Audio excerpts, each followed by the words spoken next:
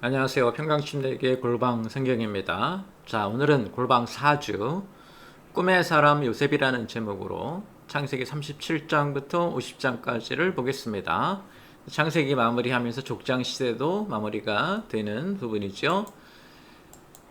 자, 골방 성경은 1월부터 창세기로 시작해서 12월에 요한계시록으로 끝나는데요. 1년에 한 번씩 읽게 되어 있죠. 성경 전체를요. 시간 순으로 읽습니다. 자, 구약 성경을 보시면 크게 8시대로 나눠져요. 태초의 족장시대, 출애굽시대.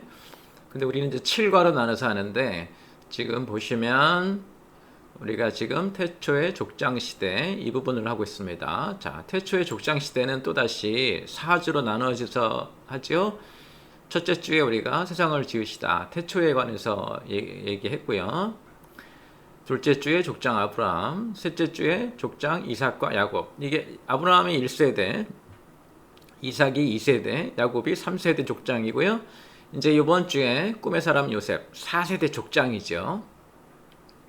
그러니까 요셉부터는 이제 사실은 지파장으로 가야 되는데요. 이제 그 부분은 여기서 이야기 이어서 하도록 하겠습니다. 자, 시간적 배경을 보면 야곱의 이어서 요셉의 삶은 예수님 오시기 전 1709년, 주전 1709년이니까 지금부터 거의 한 뭐 3900년 전, 3720 몇 년 전 이야기죠. 그래서 주전 1599년으로 보고 있습니다. 자, 공간적 배경은 가나안 지역이 이제 공간적 배경이죠. 요셉이 가나안 지역에서 태어났고 대부분의 이스라엘 사람들이 가나안에서 살고 있었죠. 이후에 이제 애국으로 팔려가게 되고요. 거기서 총리가 돼서 활동을 하죠.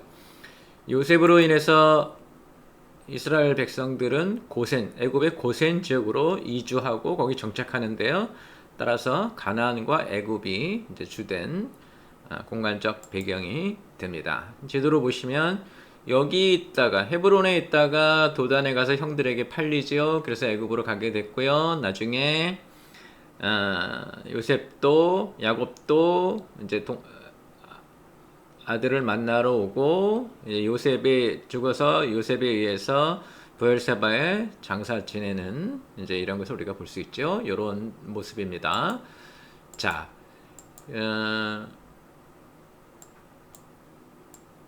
시간적 배경이 이제 그렇게 됐고요. 공간적 배경 지도에서 보신 것처럼 네, 이렇게 됐습니다. 자, 그 다음에 우리가 이제 사회적 배경을 봐야 되는데요. 당시 이스라엘은 아직 가족 중심의 시족 사회를 이루고 있었죠. 그런데 애굽은 국가 체제를 이루고 있었어요. 선진화된 문명이고 세계 4대 문명 중에 하나죠. 네, 애굽 문명이 있고 메소포타미아, 그 다음에 인도에 문명이 있었고 또 황하 지역을 해서 중화 문명이 있었죠. 이렇게 세계 4대 문명 중에 이제 가장 발달한 애굽 문명인데요. 국가 체제를 이미 이루고 있어서 보다 선진화된 나라였다. 나라 체제를 이미 갖추고 있었고 이스라엘은 아직도 시족 사회, 가족들이 어울려 사는 것이고 애굽은 이제 계급도 있었고 조직도 갖춘 국가 체제를 가지고 있었다. 그다음에 그 발달된 농경 문화를 이루고 있었죠. 나일강을 중심으로 잘 정비되고 이렇게 좀 발전된 농경 문화를 이루고 있어서 언약 백성에 비해서 애굽 문명은 상당히 발달해 있었다 이렇게 볼 수 있습니다. 자, 성경은 창세기 37장부터 50장인데요. 4명의 족장 아브라함, 이삭, 야곱, 요셉 중에 요셉의 얘기가 가장 길죠. 이게 이제 창세기의 마무리 부분이면서 또 족장 시대의 마무리 부분인데요.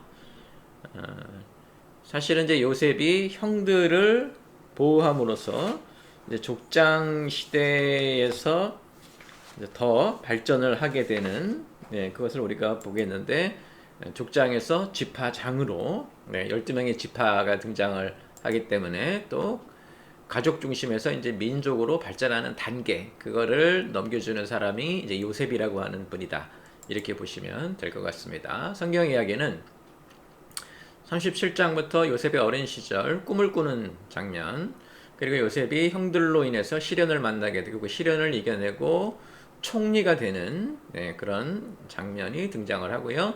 그 다음에 이제 세 번째 부분으로 이제 곡식을 구하러 애굽에 온 형들, 그 형들을 만나서 형들을 보고 형들을 용서하고 그들을 보호하는 이런 요셉의 장면이 드러나고 이야기가 여기서 이제 거의 마무리되고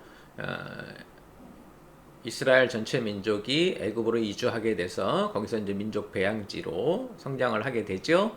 그리고 이제 야곱이 죽고 요셉이 죽는 것으로 성경의 이야기는 마무리가 됩니다. 자, 성경 이야기 보면요. 먼저 요셉이 꿈을 꾸다 창세기 37장. 야곱이 특별히 요셉을 사랑했죠. 자기가 사랑했던 아내 라헬의 아들이었기 때문에 그랬고요. 여러 가지 이유가 있겠지만은 아무튼 자기가 가장 사랑했던 아내 라헬의 아들이었기 때문에 사랑했던, 그리고 대표적으로 이제 색동옷을 입혔죠. 베냐민까지는 12명이지만 하여튼 11번째 아들에게 야곱이 특별한 사랑을 퍼부어서 색동옷을 입혔고, 색동옷을 입혔다는 편파적인 사랑, 편애 때문에 야곱의 그 편애가 형들로 하여금 요셉을 미워하게 되는 계기가 되는 거죠. 그래서 형들이 이제 미워합니다.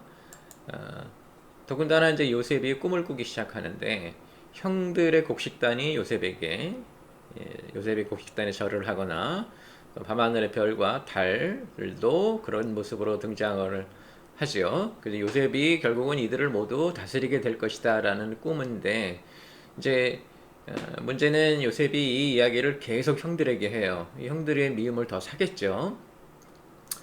이 요셉이라고 하는 사람의 영성을 보면 그 특징이 꿈으로 등장합니다.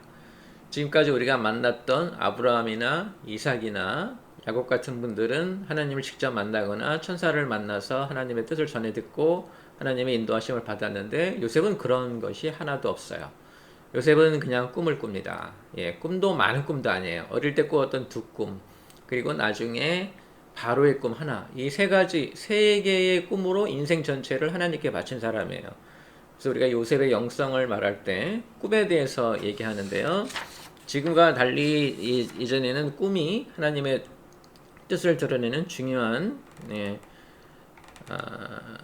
도구였죠. 유독 요셉은 꿈으로만 계시를 받고 꿈을 통해 비전을 받는 사람으로 나옵니다. 그러니까 직접 계시는 없었어요. 우리는 이제 직접 계시를 너무너무 사모하는데 자기가 직접 봐야 되는, 요셉 같은 경우에는 그런 게 없이도 하나님이 맡기신 일을 완수하는 그런 모습을 우리에게 보여줘서 이 계시가 어떻게 왔는지가 사실은 중요하지 않다라는 것도 우리가 좀 깨달아야 돼요.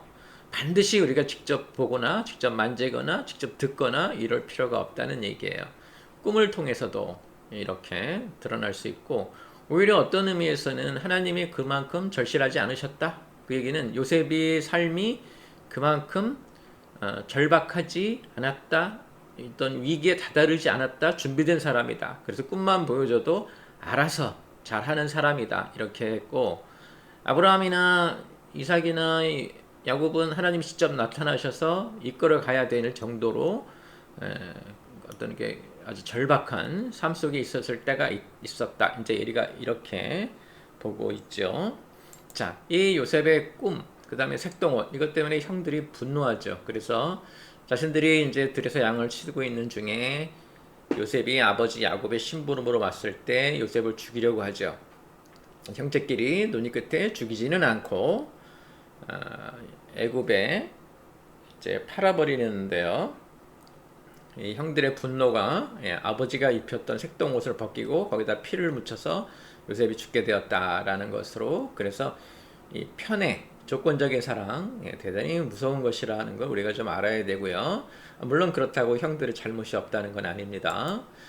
자, 요셉은 이제 보디바르의 집에 노예로 팔려가게 되죠. 그래서 하나님이 주신 꿈을 꿨고 아버지의 특별한 사랑으로 색동옷을 입었던 사람이 이제 노예의 색동옷을 벗고 노예의 옷을 입게 되는 것이고, 그래서 우리가 이 요셉의 삶 자체를 고난의 삶이라고 말을 하고, 다른 말로 하면 연단과 훈련의 길이라고 말을 합니다. 하나님이 쓰시고자 하는 사람들은 이제 이런 길을 갖게 마련이지요. 그래서 아버지의 사랑을 받으면서 집에서 얌전히 있다가 사랑만 받고 있다가 이제 어떻게 돼요?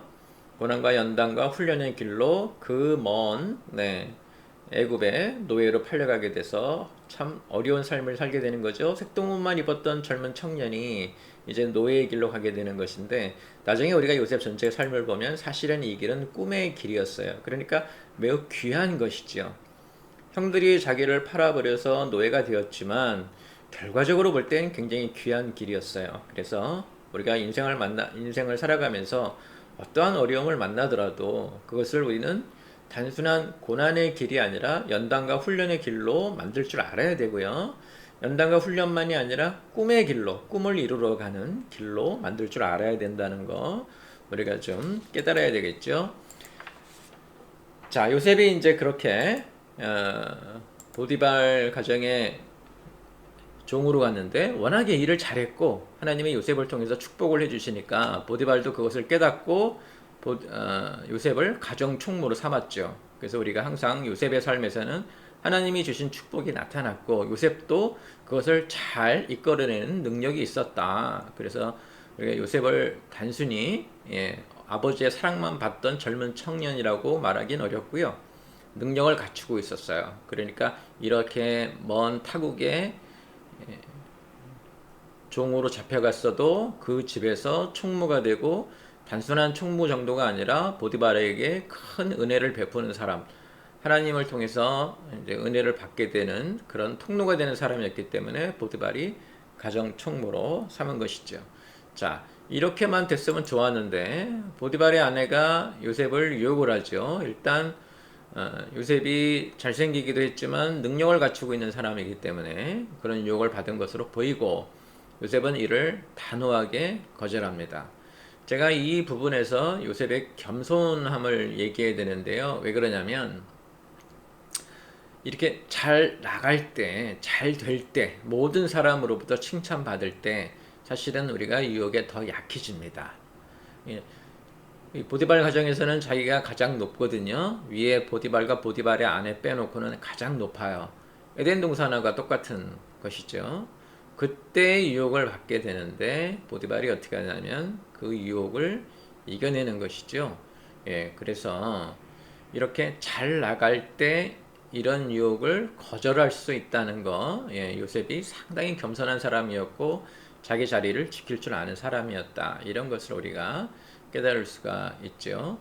결국은 이제 어떻게 되냐면 보디발의 아내가 누명을 씌워서 요셉이 감옥에 갇히게 되는 일이 이때 생기죠. 그래서 요셉의 두 번째 시련이 시작되는데요. 감옥에 갇히게 됩니다. 그런데 역시 보디발의 가정에서 총무가 된 것처럼 감옥에서도 인정을 받고 때마침 정치적인 이유로 감옥에 들어와 있던 높은 관원들의 꿈을 풀어주게 되죠. 그래서 꿈을 풀어줄 줄 아는 사람이라는 능력이 이제 밖으로 드러나게 되고 나중에 그 관원들이 다시 복원이 돼서 복귀해서 바로의 곁에 갔을 때 바로가 꾼 꿈을 자기들이 해결 못하니까 요셉을 불러서 꿈을 해석해 달라고 하죠.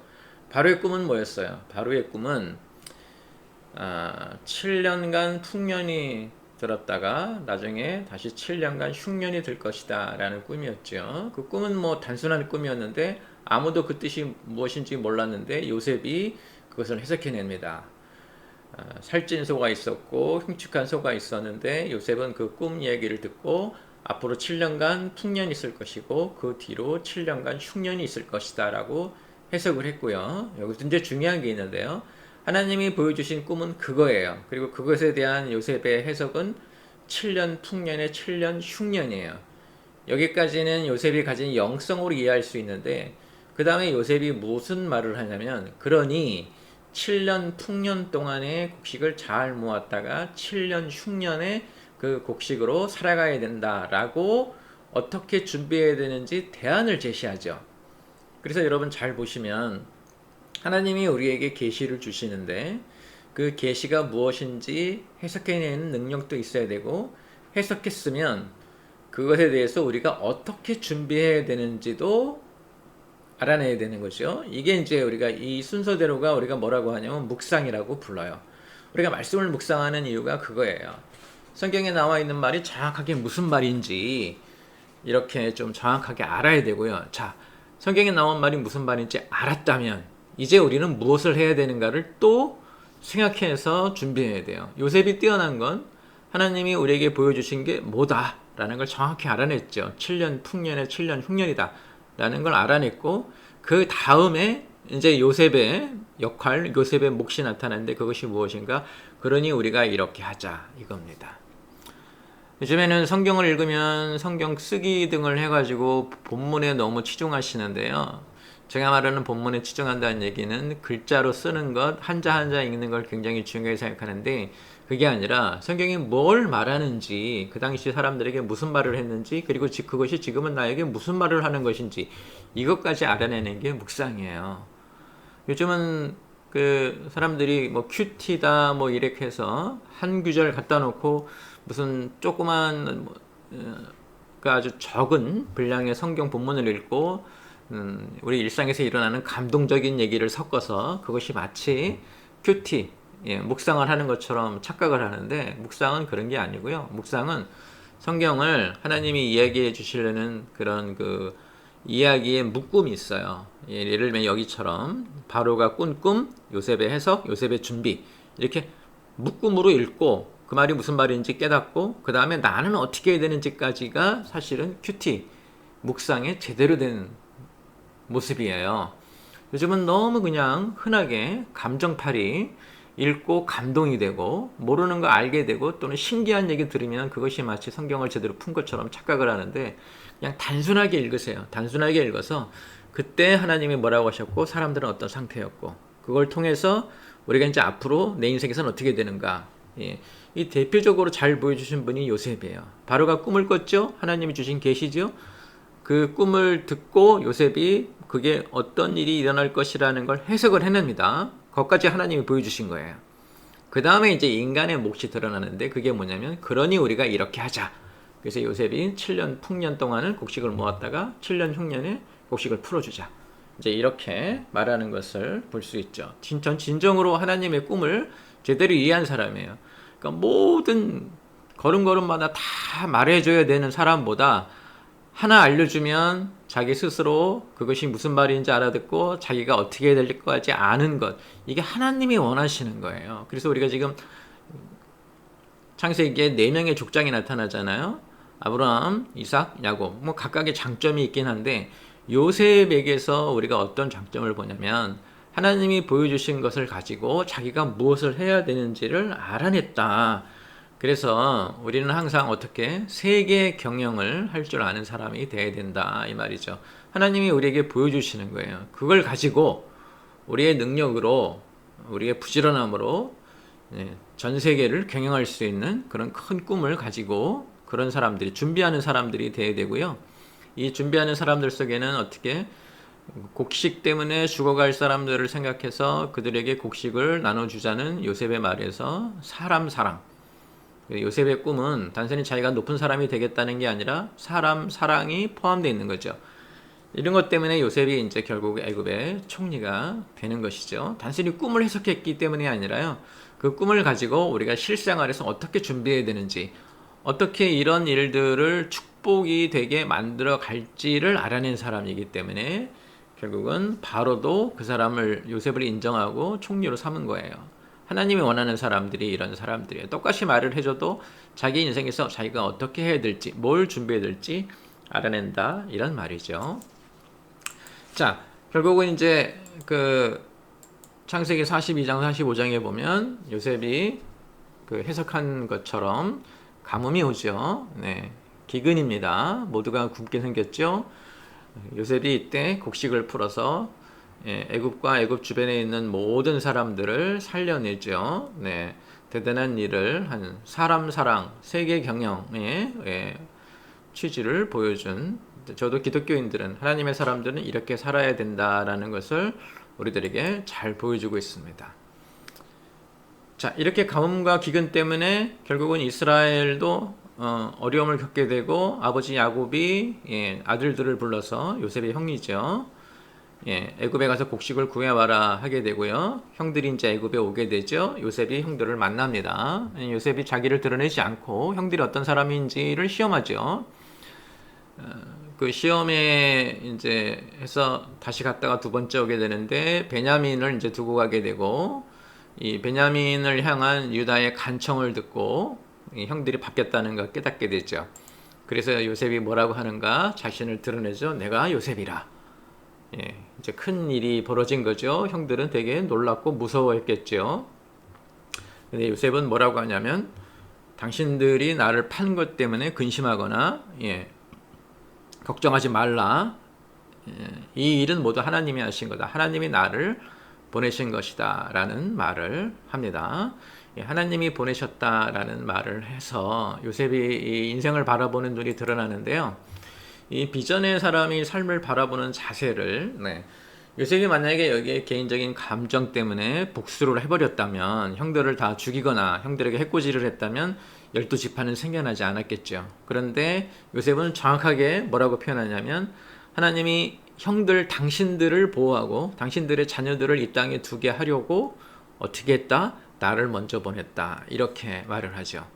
이 비전의 사람은 삶을 어떤 자세로 바라보는가? 하나님이 여기서 나에게 무엇을 원하시나?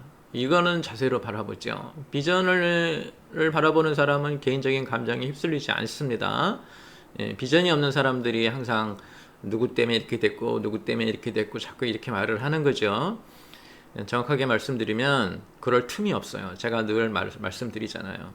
불평할 틈이 없어요. 여러분 인생 참 바빠요. 바쁘다는 얘기는 항상 총총거리고 다니라는 얘기가 아니라요. 저렇게 개인적인 감정이나 이상한 사람들이 나한테 한 것 때문에 나도 다시 이상하게 하는 그런 데 시간을 낭비할 수가 없다고요. 차를 몰고 가는데 갑자기 끼어든 사람 때문에 화가 나지만 그렇다고 가서 들이받아버려요? 그렇게 하지 말란 말이에요. 제정신이 아닌 사람 때문에 당신의 삶을 망칠 필요는 없잖아요. 제정신이 아닌 사람 제정신이 아니게 내버려 두세요. 당신의 삶은 당신이 이어가야 돼요. 비전의 사람이 삶을 바라보는 자세는 바로 그런 거예요. 비전 따라가기에 바빠요. 비전 따라가기에 다른 마음이 들 틈이 없어요. 그래서 여기 내가 요셉이라고 자신을 드러내고 그 다음에 뭐라고 말하는가? 하나님이 자신을 보내신 것이니 당신들은 걱정하지 말라. 하나님이 당신들을 보호하려고 나를 보내셨다. 대단한 사람인 것을 우리가 알 수 있습니다. 자, 이렇게 해서 이제 가족을 돌보게 되죠. 결국 요셉이라고 하는 한 분 때문에 12지파 모두 족장들이 다 생명의 구원을 얻고 이스라엘도 구원을 얻게 되는 것이죠. 애굽 사람뿐만 아니라 전 세계 사람이 구원을 얻게 되는데 하나님이 아브라함에게 말씀하셨던 너는 복의 근원이 될 것이다 라는 언약이 이루어지는 것으로 우리는 볼 수 있습니다. 우리도 이제 이런 삶을 살아야 되죠. 요셉이 꿨던 꿈은 자기만 잘 되는 다른 형들보다 높아진다는 꿈이 아니라 그 형들을 보호하는 복의 근원이 된다는 꿈이에요. 그래서 우리가 이 요셉을 대단한 사람으로 보고 있는 것이죠. 자, 이제 이어서 이스라엘이 이제 애굽으로 오게 되는데요. 창세기 46장부터 50장까지 이 얘기를 전해들은 바로가 요셉의 아버지 야곱이 살아있는 것을 알고서는 초청을 하죠. 야곱이 기도 중에 하나님이 너로 큰 민족을 이루어주겠다라는 약속을 받고 애굽으로 오게 됩니다. 이제 애굽으로 오게 된 일은 매우 좀 중요한 구속사적 상징이 되는데요. 이 이스라엘이 애굽에 와서 큰 민족으로 성장합니다. 그러니까 애굽은 민족 배양지예요. 여태까지는 가족들끼리 뭐 형이 동생을 싫어하고 이런 얘기만 하는 게 이스라엘 민족이었잖아요. 언약 민족이었는데 뭐 동생이 형을 속이고 어쩌고저쩌고 했고 또 뭐 10명의 형들이 막내를 미워해서 죽이려고 하고 이런 정말 연속극에 나오는 것 같은 가족 이야기만 했었는데 애굽에 가서 드디어 뭘 보게 된 거예요? 왕이라는 것을 보게 된 것이고 국가를 보게 된 것이고 도시를 보게 됐고 큰 그런 통치 체제를 보게 돼서 거기서 이스라엘이 다른 이게 애굽이라는 큰 나라 안에 들어갔기 때문에 다른 민족이나 다른 그 부족들로부터 침략을 받지 않고 탄탄하게 큰 민족으로 성장할 수 있게 된 거죠. 이게 전부 요셉 덕에 일어난 일인데, 그래서 우리가 애굽을 민족 배양지, 이스라엘이라고 하는 사람들의 민족 배양지라고 보고요. 자, 고센의 자리를 잡고 히브리라고 하는 이름을 가졌죠. 자기들만 있으면 자기들 스스로에게 이름을 붙이지 않겠죠. 근데 다른 나라 안에 들어가 있으니까 저 사람들은 애굽 사람, 우리는 무슨 사람, 그래서 히브리라는 이름을 이때 갖게 됩니다.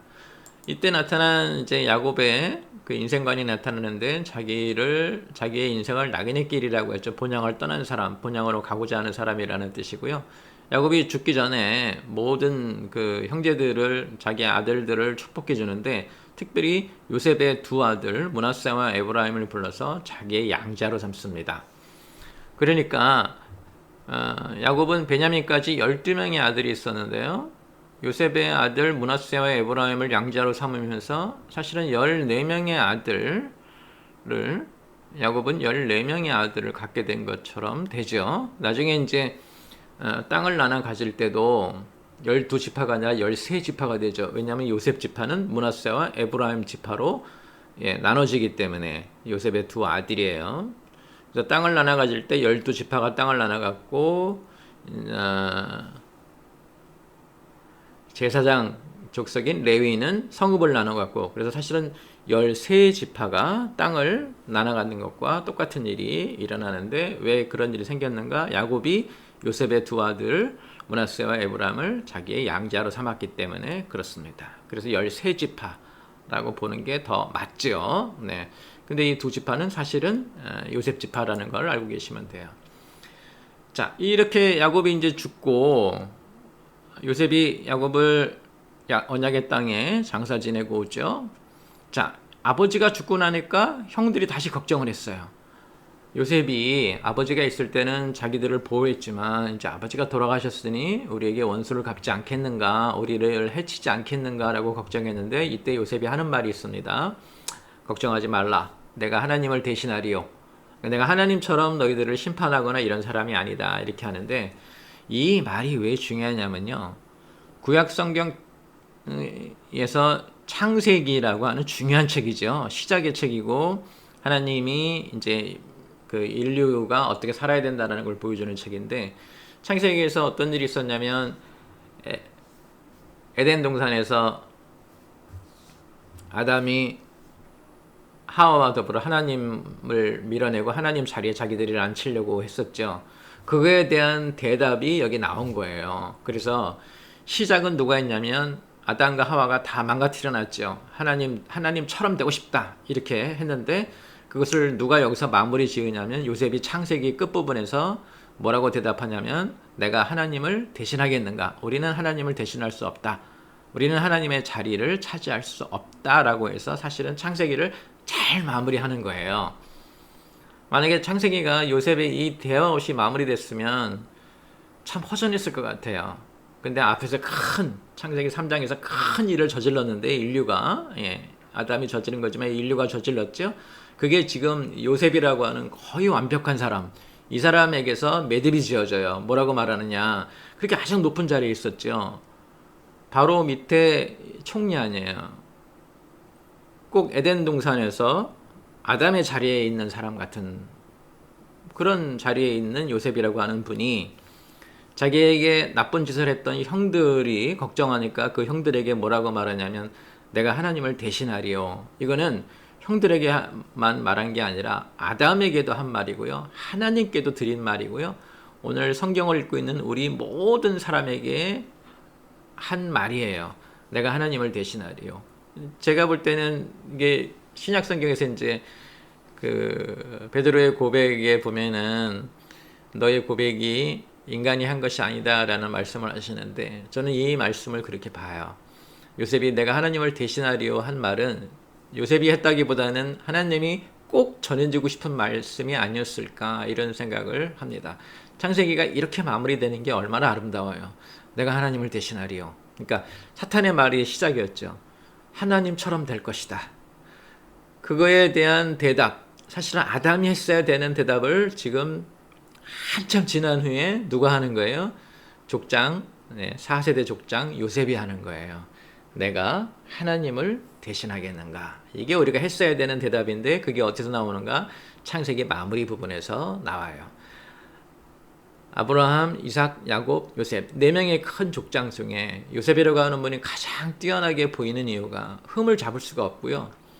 그 하나님이 주신 그런 어떤 계시도 요셉이 가장 적어요. 횟수로는 거의 2번밖에 안 돼요. 그런데도 이런 큰 일을 이뤄냈고 큰 민족으로 성장시키고 자신이 형들에게 복수를 하지 않음으로 해서 그전까지는 아브라함, 이삭, 야곱 이렇게 한 명씩 내려왔었는데 요셉이 형들을 용서함으로 12지파라는 큰 민족으로 바뀌게 되는 거죠. 이게 요셉이 한 역할이에요. 이렇게 자신이 양보해서 내가 하나님을 대신하리오라고 했을 때 어떤 더 큰 열매를 맺는다는 거 우리가 봐야 되죠. 정말 여러분 하늘에 가시면 요셉이라고 하는 분을 만나면 가서 정말 절이라도 해야 돼요. 제가 말하는 건 경배하라는 게 아니라요. 우리나라 사람들이 어른 만나면 하는 거 있잖아요. 그런 절이라도 해야 돼요. 어떻게 저런 말을 할 수 있을까요? 내가 하나님을 대신하리요. 형들에게 한 말 같지만 하나님께 드린 말씀이고요. 아담에게 한 말이고요. 사탄이 아담을 유혹할 때 하나님처럼 될 것이다 할 때 거기에 대한 대답이에요. 내가 하나님을 대신하리요. 자, 이렇게 이제 요셉이 죽으면서 어떻게 하는가? 자식의 뼈라도 언약의 땅에 묻어달라고 하죠. 그래서 언약에 가장 가까우신 분이다 라는 걸 우리가 알 수 있고요. 이분으로 인해서 족장 시대가 마무리돼요. 여러분 이제 제가 1세대 족장 아브라함, 2세대 이삭, 3세대 야곱, 그리고 4세대 족장 요셉이라고 하기보다 꿈의 사람 요셉이라고 하는 이유는 요셉은 족장이라기보다는 민족 지도자로, 그래서 족장 시대에서 민족 시대로 가는 다리 역할을 하고 있다. 이제 이렇게 말할 수 있고요. 족장 시대를 아름답게 마무리한 사람이에요. 내가 하나님을 대신하리오라는 말뿐만 아니라 이 민족을 다 살려냈죠. 그리고 이스라엘 민족만 살려낸 게 아니고요. 전 세계의 민족을 다 살려냈죠. 그래서 나중에 우리가 시내산에서 만나게 되는 제사장, 나라, 거룩한 백성, 그런 하나님이 주신 비전에 딱 맞는 분이에요. 가장 뛰어난 분이라고 우리가 말을 할 수 있습니다. 자, 정리합니다. 요셉, 꿈을 꾸면서 그 삶이 시작이 됐죠. 그 꿈 때문에 시련을 만나게 되고요. 그 시련을 만나면서 애굽으로 가게 되고 애굽에서도 감옥살이 하게 되고 감옥에서 또 이겨내고 결국은 어떻게 되는가? 총리가 되죠. 총리가 돼서 자신을 찾아온 형들을 용서해서 그들을 지파장이 될 수 있게 길을 만들어준 분이고요. 이 일로 인해서 이스라엘이 애굽에 가고 애굽에 가서 큰 민족으로 성장을 해서 이제 하나님이 보시는 언약 백성, 언약 민족으로 가는 길을 마련합니다. 창세기를 우리가 마무리하면서 37장부터 50장까지 요셉이라고 하는 분이 있어서 창세기가 참 아름답게 마무리되고 인간이 원래 했어야 됐던 대답, 하나님처럼 되겠느냐라는 것에 대한 사탄의 도전에 요셉의 입으로 내가 하나님을 대신하리요 라고 대답함으로써 마무리한다는 것으로 창세기는 참 아름답게 마무리되고 족장시도 그렇게 마무리되고요. 다음 주에는 우리가 출애굽 시대로 만나도록 하겠습니다. 여러분 요셉의 이야기를 읽으시면서 여러분도 이런 꿈을 꾸고 이런 사람이 되고 세계 경영을 하고 사람을 사랑하고 다른 사람을 위해 꿈을 꾸는 그런 분들이 되시기를 주님의 이름으로 축원합니다.